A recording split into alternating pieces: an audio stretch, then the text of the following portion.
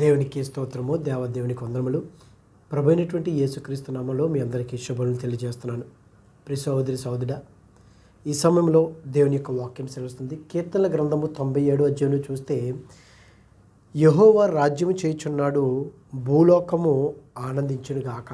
చూడండి, దేవాతి దేవుడు యెహోవా దేవుడు రాజ్యము చేయుచున్నాడు. ఏ రాజ్యము చేయుచున్నాడు?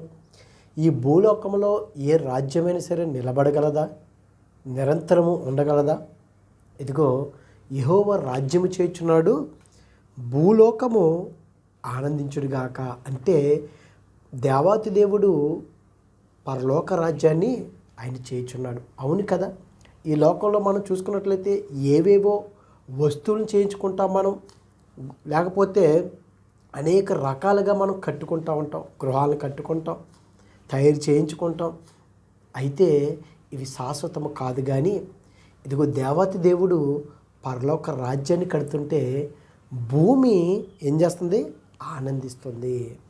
ఈ దినాన మనం దేవునిలో ఉండి ఏ విధంగా మనం సంతోషించగలుగుతున్నాము? అయ్యో, నాకేమీ లేదే, నాకేంటి శ్రమలు, ఈ ఇరుకులేంటి, ఇబ్బందులేంటి, నాకే ఈ పరిస్థితి, అయ్యో నేను ఎందుకు పరీక్షల్లో నేను జయం పొందలేకపోతున్నాను, లేకపోతే ఈ అనారోగ్యాన్ని నేను ఎందుకు ఎదుర్కోలేకపోతున్నాను, ఇదిగో ఈ నిందలను నేను ఎందుకు తట్టుకోలేకపోతున్నాను అని మనం ఒకసారి నిజంగా ఆలోచించినట్లయితే, ఇదిగో భూమి అంతా ఆనందిస్తుంది.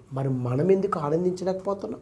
దేవుని యొక్క బిడ్డలంగా మనం చెప్పుకుంటున్నాం కదా, సర్వ సృష్టికర్త యొక్క బిడ్డలము. జగత్తు పునాది వేయబడక మునిపే ఇదిగో ఆయన ఎదుట మనము నిష్కలంకములుగా, అంటే ఎటువంటి దోషము లేనటువంటి వారుగా నిలబడాలని ఆయన మనల్ని ఏర్పాటు చేసుకున్నాడు. ఆయన యొక్క రక్తం ఇచ్చి ఆయన మనల్ని కొనుక్కున్నాడు. మరి అలాంటప్పుడు దేవాతి దేవుడు రాజ్యము చేయుచున్నాడు, పరలోక రాజ్యాన్ని కడుతున్నప్పుడు మనమెంత సంతోషించాలి. అయితే కొద్దిమంది సంతోషిస్తారు, దేవునికి దగ్గరగా ఉండి దేవుళ్ళు నడుచుకుంటుంటారు. ఎందుకంటే మనుషులందరూ ఒకే రకంగా ఉంటారా? లేదు, రెండు రకాలు.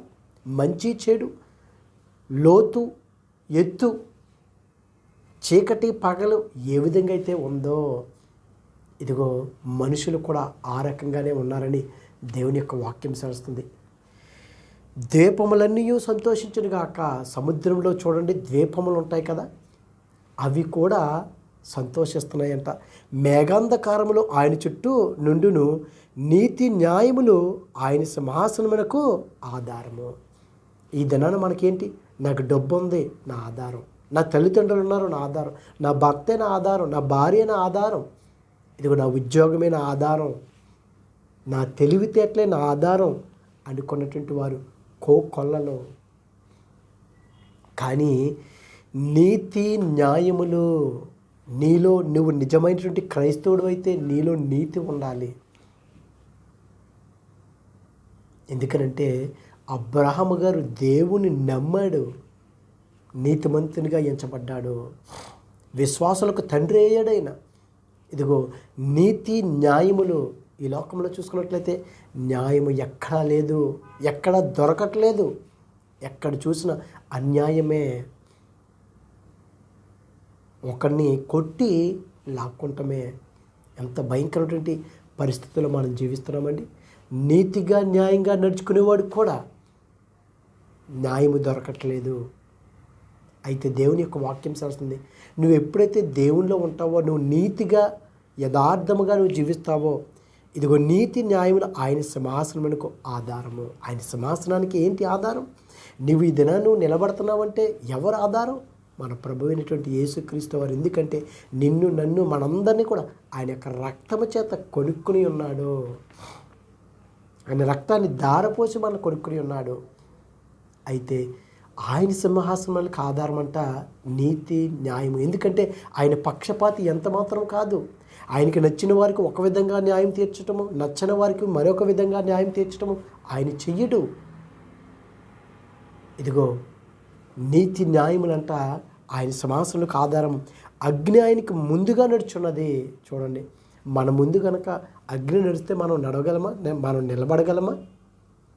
కానీ ఆయన ముందంట అగ్ని నడుచున్నదంటే ఆయన నిజంగా కోటి సూర్యుల తేజోమయుడైన అగ్ని వంటి కళ్ళు కలిగినటువంటి వాడైన ఆయన ముందు అగ్ని నడుస్తుంది. అది చుట్టూనున్న ఆయన శత్రువులను కాల్చివేయుచున్నది. ఎవరైతే దేవునికి విరోధముగాను వ్యతిరేకంగాను దుష్టుని యొక్క మార్గములోను పాపములో జీవిస్తున్నారో వారందరినీ అంట దేవునికి ముందుగా నడుస్తున్నటువంటి ఆ అగ్ని ఇదిగో ఆ శత్రువులందరినీ అంట కాల్చివేస్తుంది. ప్రియ సోదరా, నువ్వు దేవునికి శత్రువుగా ఉన్నావా, లేకపోతే విరోధికి శత్రువుగా ఉన్నావా? సాతానుడు దేవునికి శత్రువు. వాడితో మనం స్నేహం చేయకూడదు. ఈ లోకంతో మనం స్నేహం చేయకూడదు.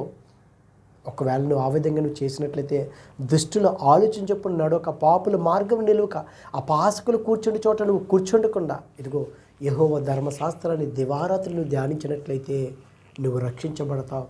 లేకపోతే దేవుని యొక్క వాక్యం సెలుస్తుంది, అది చుట్టూనున్న ఆయన శత్రువులను కాల్చివేయుచున్నది.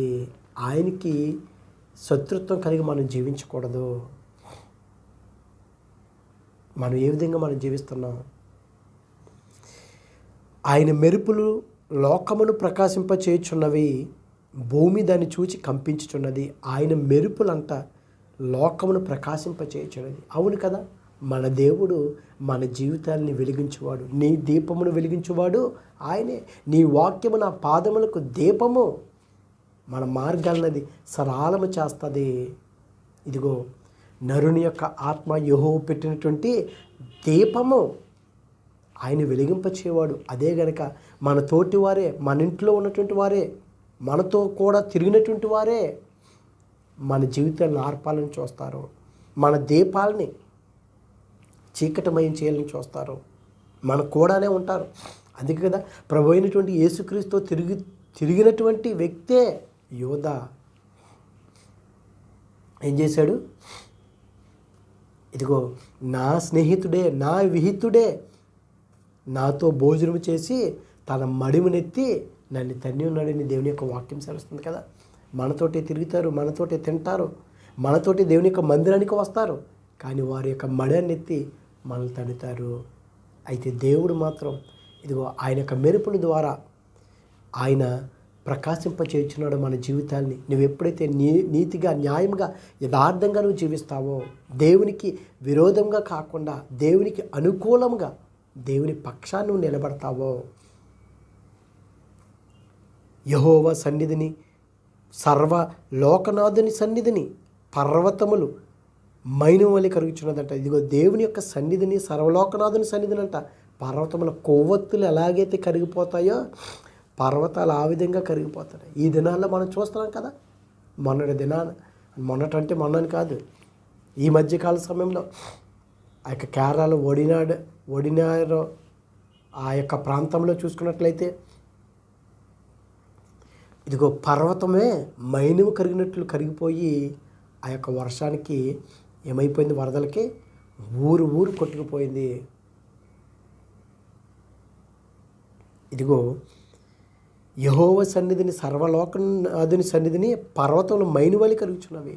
ఆయన మాట సెలవిస్తే చాలు, ఆయన ఆజ్ఞాపిస్తే చాలు, ఎంత కొండైనా పర్వతమైనా కరగవలసిందే. ఆయన అడుగు పెడితే చాలు. ఆకాశం ఆయన నీతిని తెలియజేయుచున్నది. చూడండి, మనము దేవుని యొక్క నీతిని, దేవుని యొక్క గొప్పతనాన్ని, దేవుని యొక్క శక్తిని మనం తెలియపరుస్తున్నామా, మనం ప్రకటిస్తున్నామా? ఆకాశం అంట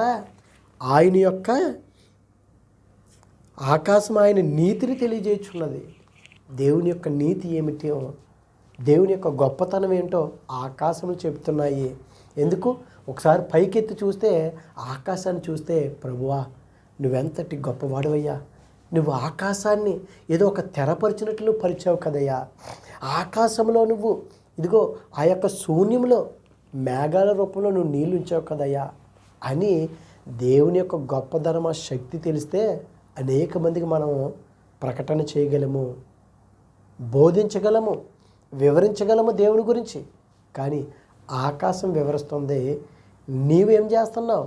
నిద్రపోతున్నావు, పాపంలో పడిపోతున్నావు, సోమరపోతుల్లాగా జీవిస్తున్నారే కానీ అయ్యో దేవుని కొరకు ప్రయాసపడాలి అనే తత్వం లేదు. కానీ ఈ లోకంలో ఎంత కష్టపడితే అంత మంచిది, ఎంత సంపాదించుకుంటే అంత మంచిది అనుకుంటున్నారు. కానీ అయ్యో, నేను దేవుని సంపాదించుకోవాలి, దేవుని యొక్క నీతిని, దేవుని యొక్క గొప్పతనాన్ని నేను ప్రకటించాలి, చాటించాలి. ఆదిమ అపోస్తులు ఏ విధంగా అయితే ప్రయాసపడ్డారో ఆ విధంగా మనము ప్రకటించగలుగుతున్నామా? కానీ ఆకాశములంతా దేవుని యొక్క నీతిని ప్రకటిస్తున్నాయి. ఎందుకు? ఆయనలో ఎటువంటి పాపము లేదు, ఎటువంటి దోషము లేదు, ఎటువంటి దుర్నీతి లేదు. కానీ ఆయన మన కొరకు కలువరి శిలువలో మరణించాడు, ఆయన రక్తాన్ని ధారపోచాడంటే ప్రియ సోదరి సోదరులారా, మన మనోనేతలు తెరవబడాలి. దేవుని యొక్క గొప్పతనాన్ని ప్రతి ఒక్కరికి తెలియపరచాలి. ఇదిగో నీ ప్రక్కన ఉన్నటువంటి నీ స్నేహితుడికి, స్నేహితురాలికి, అయ్యో నువ్వు తప్పిపోతున్నావా, దేవుడు నీతిమంతుడు, మనము కూడా నీతిగా బ్రతకాలి. దేవుడు నిందారహితుడు, దేవుడు పాపరహితుడు, పాపము లేనిటువంటి వాడు. మనము కూడా ఆ విధంగానే ఇదిగో దేవుని యొక్క వాక్యం సరసంగా మనం ఆయన ఎదుట నిలబడినప్పుడంట మనం ఎలాగా మనలో ఎటువంటి లోపము లేనటువంటి వారిగా మనం జీవించాలి. మన జీవము, మన ఆత్మ, మన శరీరము నిష్కలంకమైనటువంటిదిగా, ఎటువంటి పాపము లేనటువంటిదిగా, పవిత్రముగా మనం ఆయన ఎదుట నిలబడాలి కదా. నిలబడాలంటే నువ్వు ఆయన గురించి ప్రకటించినప్పుడు, ఆయన గురించి నువ్వు తెలుసుకున్నప్పుడు నువ్వు నిలబడతావు. చూడండి, దేవునికి ఆధారములు ఆయన నీతి, న్యాయము, ఆకాశములో ఆయన యొక్క నీతిని ప్రకటింపచేస్తుంది. ఈ సృష్టి ప్రకటిస్తుంది దేవుని యొక్క గొప్పతనం గురించి. కానీ మనము లేదు. ఒకరి గురించి చెడ్డ చెప్పమంటే దేశాలు వీళ్ళు దాటేసి మరీ చెప్తూ ఉంటాము. అట్టి విధంగా కాకుండా దేవుని గురించి మనం ప్రకటించేవారుగా మనం ఉందాం. సమస్త జనములకు ఆయన మహిమ కనబడుచున్నది. వ్యర్థ విగ్రహములు బట్టి అతిశయపడుచు. చూడండి, కొంతమంది వ్యర్థ విగ్రహం బట్టి అతిశయపడతారు. వారి డబ్బే విగ్రహము. అతిశయపడతారు. నాకు డబ్బు ఉంది, నా తెలివి విగ్రహము, నా జ్ఞానము, నా బలము, నా పొలము, లేకపోతే నా బంధువులు, నా స్నేహితులు, నా పవర్ అని చెప్పేసి అతిశయపడతారు. విగ్రహం అంటే ఓన్లీ రాయితో చేసిందని కాదు, నీ డబ్బు విగ్రహము, నువ్వు దాన్ని పూజించినట్టుదేవో. అది కదా ఒక వ్యక్తి, నా ప్రాణమా తినుము త్రాగుము సుఖించుము అన్నాడు. ఈ రాత్రి నీ ప్రాణం అడిగితే అన్నాడు. చెక్కిన ప్రతిమలను పూజించు వారందరూ సిగ్గుపడుదురు. ఈ దినాల్లో చూసుకుంటున్న అనేక మంది విగ్రహాలకు, ఇదిగో చెక్కినటువంటి ప్రతిమలకు వారు పూజిస్తున్నారు. కానీ ఒకానొక దినాన్న సిగ్గుపడతారంటే ఎందుకు సిగ్గుపడతారు? అవి మాట్లాడవో, వినవో, వాసన చూడవో, తినవో, కదలవో. అయ్యో, ఇటువంటి రాళ్ళక, ఇటువంటి చెక్కలక మేము మొక్కినది, మాట్లాడలేనటువంటి, కదలలేనటువంటి, జీవము లేనటువంటి ఈ యొక్క విగ్రహాలక, ఈ చెక్కిన ప్రతిమలక మేము పూజించితమి అని ఒక్క దినం వస్తుందండి. ఆ దినాన వారు సిగ్గుపడతారు. ఈ దినాన నీవెవరిని పూజిస్తున్నావు? నిజ దేవుని నువ్వు పూజిస్తున్నావా? ఇదిగో లేకపోతే విగ్రహారాధన నువ్వు చేస్తున్నావా? ఒక్కసారి మనం పరీక్షించుకోవాలి. సకల దేవతలు ఆయనకు నమస్కారం చేయును. సకల దేవతలు ఆయన ప్రతి మోకాలు వంగవలసిందే. మరి మన మోకాలు వంగుతుందా? దేవదూతలే ఆయనకి నమస్కరిస్తున్నాయంట. మరి మనము నమస్కరించగలుగుతున్నామా? మనము దేవునికి దగ్గరగా మనం జీవించగలుగుతున్నామా? యెహోవా సియోను నివాసులు ఆ సంగతి విని న్యాయ విధులను బట్టి సంతోషించున్నారు. ఇదిగో సియోను నివాసులు, పరలోకపు వాసులు. నువ్వు ఎప్పుడైతే నీతిగా, న్యాయంగా నువ్వు జీవిస్తావో, యథార్థంగా ఉంటావో దేవుని దృష్టిలో, నువ్వు పరలోక భాగ్యాన్ని దక్కించుకుంటావు. ఎంత సంతోషం అండి! అక్కడ ఏడుపులు ఉండవు, కోపాలు ఉండవు, తాపాలు ఉండవు, బాధలు ఉండవు, కన్నీరు ఉండదు, ఏముండదు. సంతోషిస్తావు. అది నువ్వు పొందుకోవాలంటే ఈ దినాన నువ్వు నీతిగా, న్యాయంగా బ్రతకాలి. దేవుని యొక్క నామాన్ని స్మరించాలి. దేవుని యొక్క నీతిని నువ్వు ప్రకటించాలి. ఆయన కొరకు నువ్వు ప్రయాసపడాలి. ఇదిగో యోధా కుమార్తెలు ఆనందించుచున్నారు. ఏలైనగా యెహోవా భూలోకమంతటికి పైగా నీవు మహోన్నతుడివై ఉన్నావు. అవును కదా, భూమి అంతటికి పైగా ఆయన మహోన్నతుడైన సర్వశక్తిమంతుడు, జీవాధిపతి, జీవం కలిగినటువంటి గొప్ప దేవుడు మన దేవుడు ఇదిగో సమస్త దేవతలకు పైగా నీవు అత్యధికమైన ఔన్నత్యము పొందిచున్నావు. ఆయనకే కదా సమస్త ఘనత, మహిమ, ప్రభావం. కానీ ఈ దినాన్ని చూసుకున్నట్లయితే మనుషులు ఘనత పొందాలనుకుంటున్నారు, మనుషులు ముందు నిలబడాలనుకుంటున్నారు. కానీ అయ్యో, దేవునికే మహిమ చెందాలి, దేవునికే ఘనత, దేవుడే ముందు నిలబడాలి, మనము వెనకాల నిలబడాలని లేదు. కానీ ఈ దినాన్న నేను కనబడాలి, ఈ దినాన నేను మహిమ పొందాలి, నేను ఘనత పొందాలి, నేను పేరు తెచ్చుకోవాలని ప్రతి ఒక్కరు ప్రయాసపడుతున్నారు. కానీ అయ్యో, దేవునికి మాత్రమే మనం పేరు తీసుకురావాలి, ఆ మహిమను మనం ఆయనకి చెందినిచ్చే విధంగా మనం పని చేయాలి. దేవుని యొక్క పనిని ఈ దినాన బహు తక్కువ మందికి ఉన్నది. మరి మనం ఏ విధంగా జీవిస్తున్నాం? 2 రకాల మనుషులు ఇక్కడ కనబడుతున్నారు మనకి ఈ కీర్తనల గ్రంథంలో. ఒకరు చూసుకున్నట్లయితే ఇదిగో వారు చెక్కిన ప్రతిమలకు పూజిస్తున్నారు, వారు మహిమ పొందుకోవాలనుకుంటున్నారు, వారి పేరు పొందుకోవాలనుకుంటున్నారు. మరి మనము ఏ విధంగా మనం జీవించాలో ఒకసారి మనం పరీక్షించుకోవాలి. సమస్త దేవతల పైగా నీవు అత్యధికమైన ఔన్నత్యం పొంది ఉన్నావు. యెహోవాను ప్రేమించు వారులారా చెడుతనమును అసహించుకొనుడి. చూడండి, నేను దేవుని ప్రేమిస్తున్నానని చెప్పుకుంటాం మనం. అసలు నువ్వు దేవుని ప్రేమిస్తున్నావు అంటే ఇదిగో నీ పక్కన ఉన్నటువంటి, నీ ఇంటిలో ఉన్నటువంటి సహోదరి పట్ల ఒకవేళ మీకు ఏమన్నా వ్యతిరేకత ఉన్నట్లయితే, శత్రుత్వం ఉన్నట్లయితే ముందు వెళ్ళి వారితో నువ్వు సమాధానపడు అంటున్నాడు. అప్పుడు నన్ను ప్రేమించండి. కానీ మనం దేవుని ప్రేమిస్తున్నాము అని మనం చెప్పుకుంటున్నాం. వారు కూడా అలాగే కదా, యూదులు. మేము అబ్రహాము కుమారులము, అబ్రహాము సంతానము వారు అంటున్నారు. వారు పేరుకు కాదు మనం చెప్పుకుంటాం. మన క్రియలు సరైనవిగా ఉండాలి. యెహోవాను ప్రేమించు వారులారా చెడుతనమును అసహించుకొనుడి. ఎప్పుడైతే మనం దేవుని ప్రేమిస్తామో చెడుని అసహించుకుంటాం, పాపాన్ని అసహించుకుంటాం, దానికి దూరంగా ఉంటాం. ఇదిగో దేవునికి మనం దగ్గరగా జీవిస్తాం. నువ్వు నిజంగా దేవుని ప్రేమిస్తే లోకాన్ని విడిచిపెడతావు, లోకాన్ని ప్రేమిస్తే దేవుని విడిచిపెట్టేస్తావు. ఇదిగో ఆయన రాజ్యములు చేయుచున్నాడు. నువ్వు అది పొందుకోవాలంటే ఇదిగో దేవుని ప్రేమించాలి, లోకాన్ని అసహించుకోవాలి, పాపాన్ని విసర్జించాలి, నీతిగా న్యాయంగా మనం బ్రతకాలని దేవుని యొక్క వాక్యం చేస్తుంది.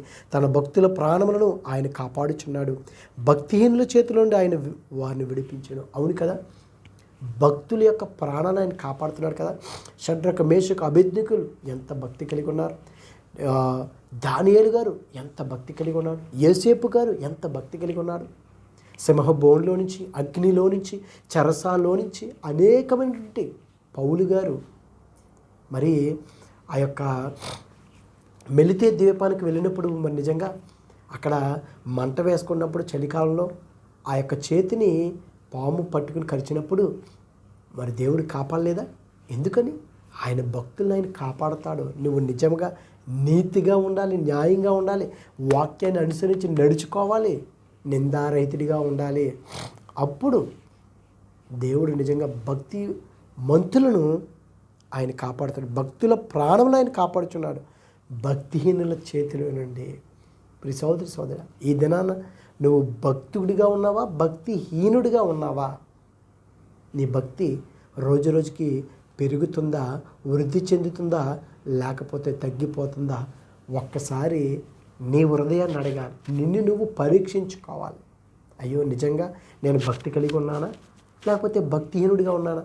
భక్తిమంతుడని చెప్పుకుని నేను భక్తిహీనుడిగా అయిపోతున్నానేమో అని నువ్వు పరీక్షించుకుంటే, అయ్యో ఈ విధంగా నేను జీవించాను, ఎంతసేపు ఎదుటివారి గురించే మాట్లాడటం కానీ నన్ను నేను సరి చేసుకోలేదే. భక్తిమంతుడు ఏం చేస్తాడు? మాట్లాడకుండా ఉంటాడు ఏదైనా జరిగితే, లేకపోతే నేర్చుకుంటాడు, తను తాను సరిదిద్దుకుంటాడు. ఇదేనా నీవు కూడా ఆ విధంగా ఉండినట్లయితే నీతిమంతుల కొరకు వెలుగును, యథార్థవంతుల కొరకు ఆనందమును విత్తబడి ఉన్నది. నీతిమంతులారా యెహోవా యందు సంతోషించుడి, ఆయన పరిశుద్ధ నామను బట్టి ఆయనకు కృతజ్ఞతాస్తుతులు చెల్లించుడి. అవును కదా, నువ్వు నీతి కలిగి ఉంటే దేవుని యందు మనం సంతోషిస్తాం. ఇదిగో నీతిమంతుల కొరకు వెలుగును, యథార్థ హృదయుల కొరకు ఆనందమును విత్తబడి ఉన్నది. నువ్వు యథార్థమైనటువంటి హృదయం కలిగినట్లయితే, ఎందుకంటే హృదయము అన్నిటికంటే మోసకరమైనది, అతి ఘోరమైనటువంటి వ్యాధి కలిగినటువంటిది. దీన్ని నువ్వు జాగ్రత్తగా కాపాడుకున్నట్లయితే, హృదయం అనే పలక మీద కనుక నువ్వు రాసుకున్నట్లయితే దేవుని యొక్క వాక్యమును, ఆయన యొక్క ఆజ్ఞలను, ఇదిగో నువ్వు ఆనందమను విత్తబడి ఉన్నవి. ఆనందము మన యొక్క హృదయంలో విత్తబడుతుంది. అది మొలిస్తే ఒక మంచి విత్తనము నువ్వు పాతి ఏమవుతుంది, మొలుస్తుంది, చక్కగానే పెరుగుతుంది. అదే చెడ్డ విత్తనం అయితే పక్కన ఉన్నవన్నీ కూడా పాడు చేస్తుంది. నువ్వే విధంగా ఉన్న విధానాన్ని మంచి విత్తనంగా విత్తబడి ఉన్నావా హృదయంలోను, లేకపోతే నీ హృదయంలో చెడ్డు విత్తనాలు ఉన్నాయేమో పరీక్షించుకో. దేవునికి దగ్గరగా ఉందాం. అటువంటి కృప దేవుడు మనకు అనుగ్రహించును గాక. ఆమేన్. పరిశుద్ధుడా, ప్రేమగల తండ్రి, మహిమగల దేవానికి స్తోత్రం. దేవా, నేను పాపిని, అయోగ్యుడు, నలుపుడున్నాయో మా పాపను క్షమించండి. ఎన్నికలేంటి వాళ్ళు, ఎందుకు పనికిరాంటి వాళ్ళు, పెంట మీద చెత్త కంటే నేనంటూ తండ్రి. ఇదిగో దేవా, నువ్వు రాజ్యము చేయబోచున్నావు. మేమందరం మార్పు చెంది మారు మనసు తెచ్చుకొని నీకు ఇష్టం బిడ్డలుగా మమ్మల్ని జీవింపచేయమని క్రీస్తు నామములో అడుగుచున్నాం పరమ తండ్రి. Amen. Amen. God bless you all.